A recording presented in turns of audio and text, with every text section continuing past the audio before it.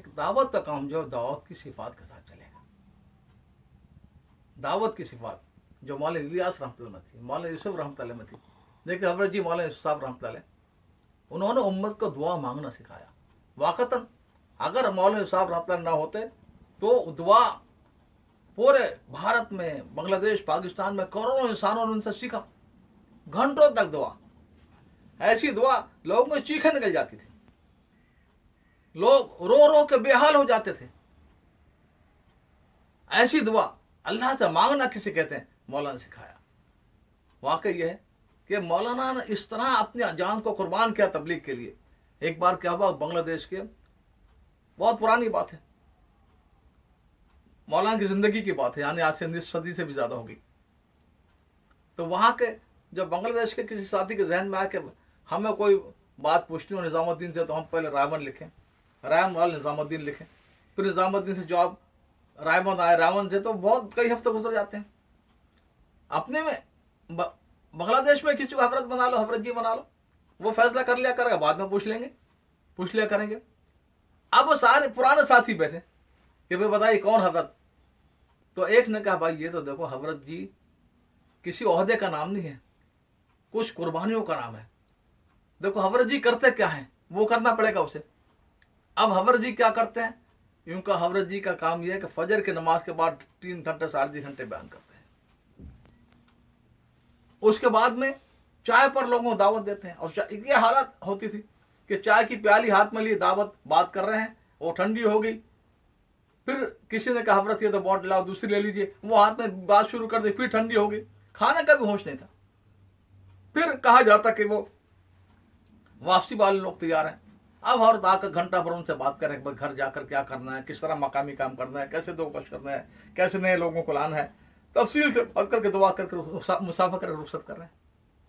फिर हिदायत कि जमात अल्लाह के रास्ते में जाने वाली है, हजरत फिर वहां पर आते हैं, फिर उनसे तफसीली बात करते हैं 1.25 घंटे की, कभी 1 घंटे की, और फिर उनको रवाना करते हैं कि जाकर कैसे काम करना है, किन सिफात के साथ काम करना है, किन चीजों पर जोर देना है, लोगों को किस तरह पर बुलाना है, किस तरह काम के साथ जोड़ना है।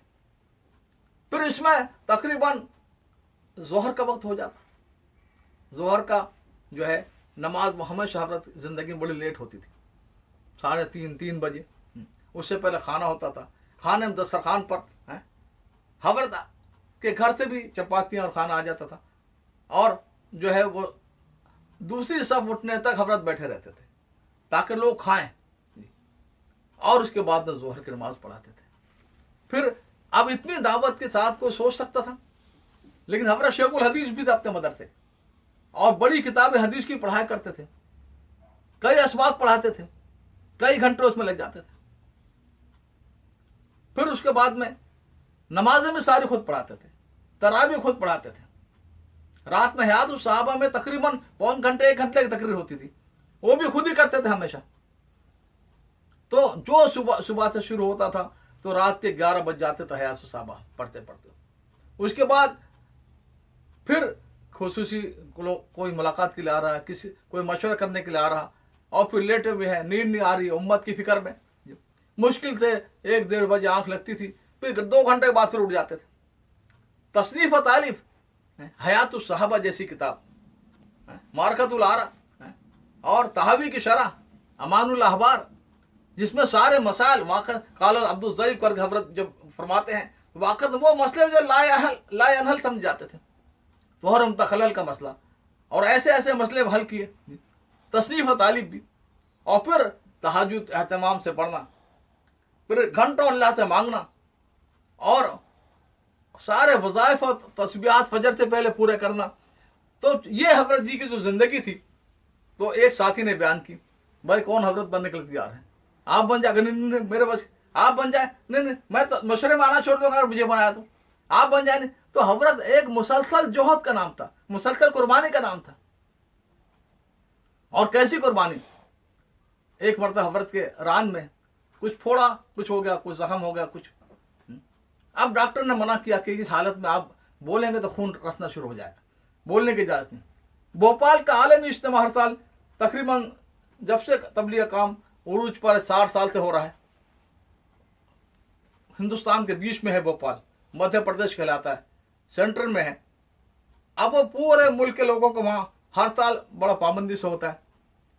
अब हजरत तशरीफ लाए वहां पर, मशवरा हुआ कि हजरत को बोलने नहीं देना। साथियों ने सोचा कि हजरत को जख्म है, डॉक्टर ने सख्ती से मना किया है। अब वहां पर एक साहब का बयान तय हो गया। अब वो बयान हजरत सुन रहे हैं लेटे लेटे, तो हजरत को महसूस होने की बात, दावत की बात जितने कुव्वत से कही जान नहीं कही गई।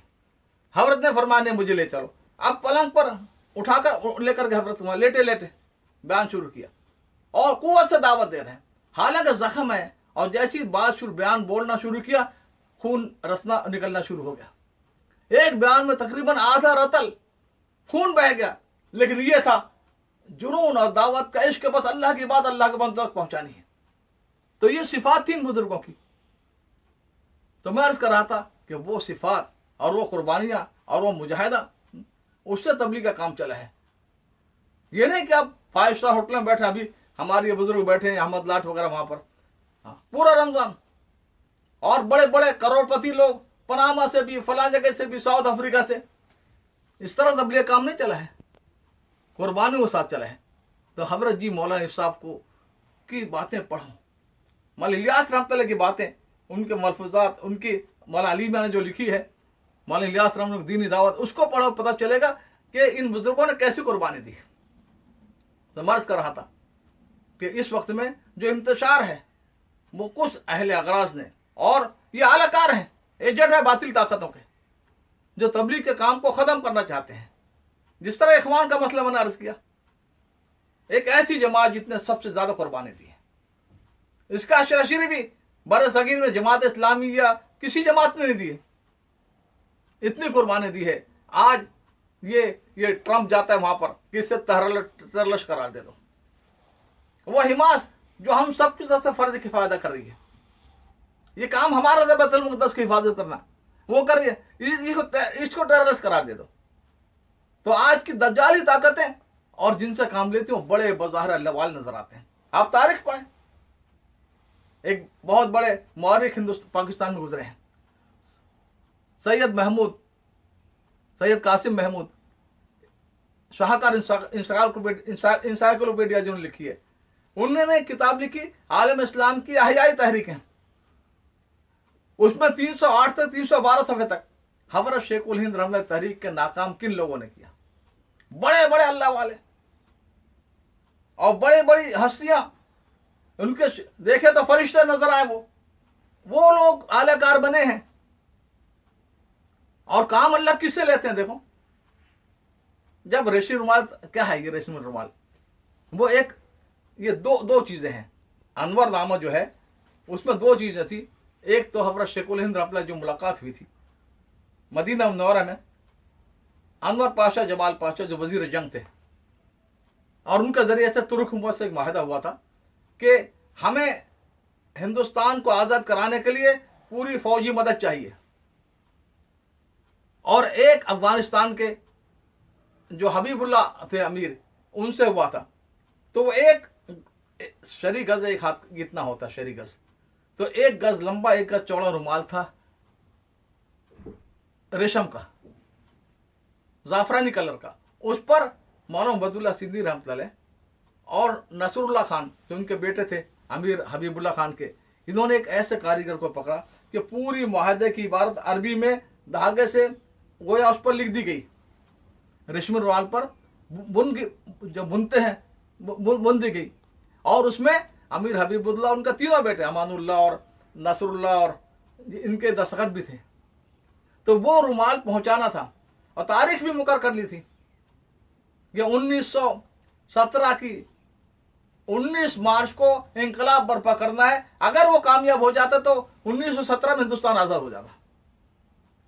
बहरहाल, तो अब वो काम देखिए, एक बनारस के बड़े रईस के बेटे थे, वो मुसलमान भी, हज़रत शेख उल हिंद से बैत थे, शेख अब्दुल हक। वो कपड़ों की तिजारत करते थे अफगानिस्तान और भारत के बीच, हिंदुस्तान के बीच में। तो उन्होंने 3 दर्जन वैसे रुमाल खरीदे और उसमें वो रुमाल भी लपेट के रख दिए और उसे पहुंचाना था शेख अब्दुल रहीम सिंध में, एक बहुत मशहूर लीडर, बहुत बड़े लीडर गुजरे कांग्रेस के, आचार्य करबलान उनके भाई थे, अल्लाह ने ईमान की तौफीक दी। इन बुजुर्गों की बरकत से। तो कैसे कैसे लोगों से अल्लाह दीन का काम लेता है।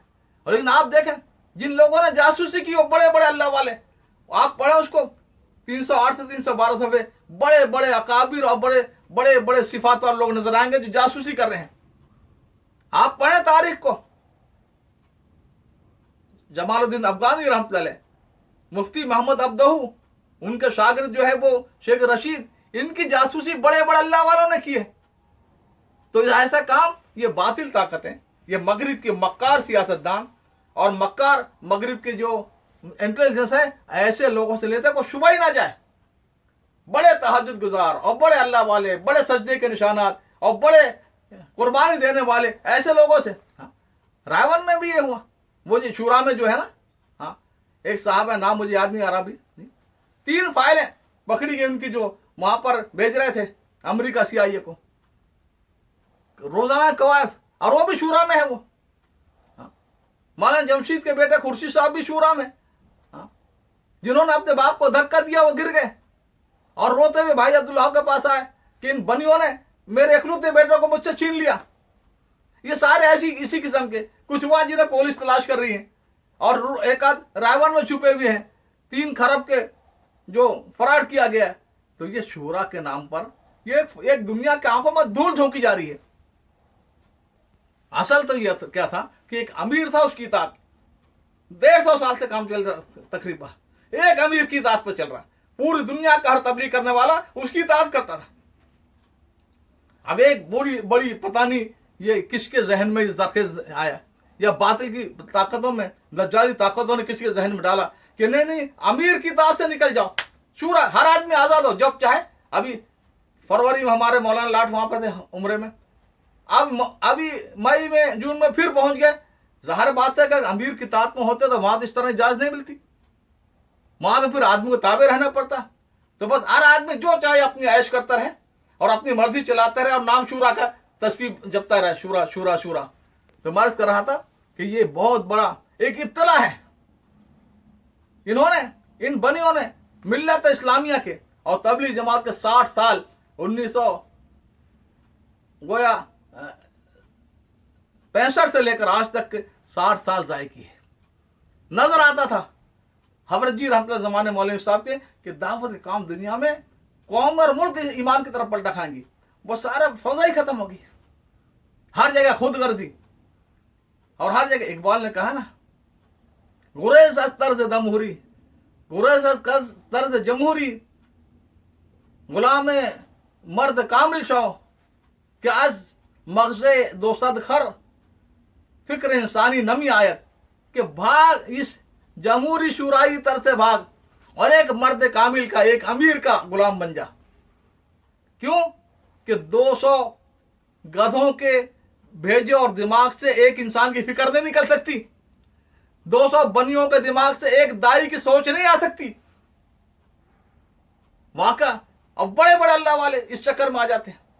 इकबाल ने बड़ी अजीब बात कही है, उसने कहा यही शेख पीर हरम है जो चुरा कर बेच खाता है, गली में बूजरो दल के वेसो चादर जोहरा, अबू जर रज़ियल्लाहु ताला अन्हु की का कंबल और गोदड़ी हजरत अबू जर वेस की गोदड़ी और हजरत फातिमा जोहरा की चादर, यही पीर हरम है जो चुरा कर बेच खाता है। वाकई है कि आज मगरिब में जितने मुफक्किरीन हैं, जितने स्कॉलर हैं, जितने मुस्तशरकीन हैं जो इस्लाम के खिलाफ लगे हुए हैं, इन सब के नजदीक बिल-इत्तफाक 2 शख्सियतें हैं जिनकी वजह से इस्लाम के साथ वाबस्तगी गहरी है। इनकी जबान में जो फंडामेंटलिस्ट बुनियाद परस्ती का जरिया है, पूरे हिंदुस्तान बर्रे सगीर की तारीख में 2 शख्सियतें गुज़श्ता कई सौ साल की, एक सैयद अहमद शहीद रहमतुल्लाह अलैह, इनकी तहरीक जो थी, तहरीक सैयद अहमद शहीद, वो बुनियाद है सारे दीनी कामों के लहलाने की और शादाब होने की, और दूसरा अल्लामा इकबाल। ये 2 शख्सियतें अभी तुर्की में 2 हफ्ते पहले, 3 हफ्ते पहले वहां के सदर तैयब अर्दगान ने जो तकरीर की तकरीबन 30-40 मिनट की, उसमें 2 मरतबा इकबाल का शेर पढ़ा। ये बोस्निया के मुफ्ती आजम की आप बात करो, वो इकबाल के बार बार हवाले देगा। आप किसी मुल्क में चले जाएं, ईरान के ये तो जो है जो विलायत फ़कीह वाले खमीस